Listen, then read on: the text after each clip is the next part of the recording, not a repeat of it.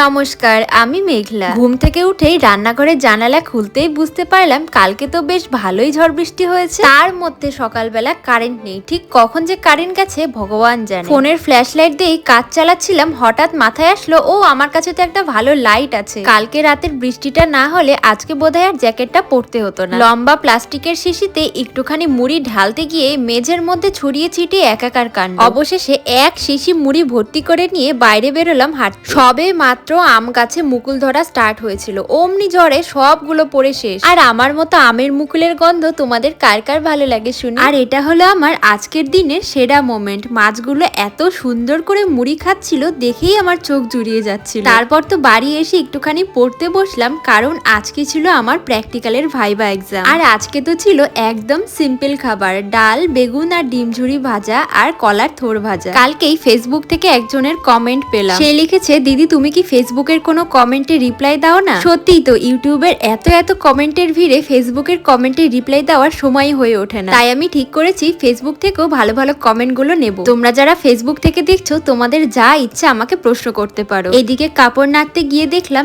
এতগুলো সজনে ফুল পড়ে আছে, তাই আর লোভ সামলাতে পারলাম না। নাচো তুমি, নাচি আমি, দুজনেই নৃত্যশিল্পী। মিষ্টি কথা তোমার ঠিক যেন কোকিলা, না শুনলে যে দিন কাটে না। সুন্দর হয়েছে বর্ণালী। বাকি কমেন্ট গুলো পরের ভিডিওতে নেব। আজকে তো রেডি হয়ে চলে গেছিলাম পরীক্ষা দিতে, তো চলো রাধে রাধে।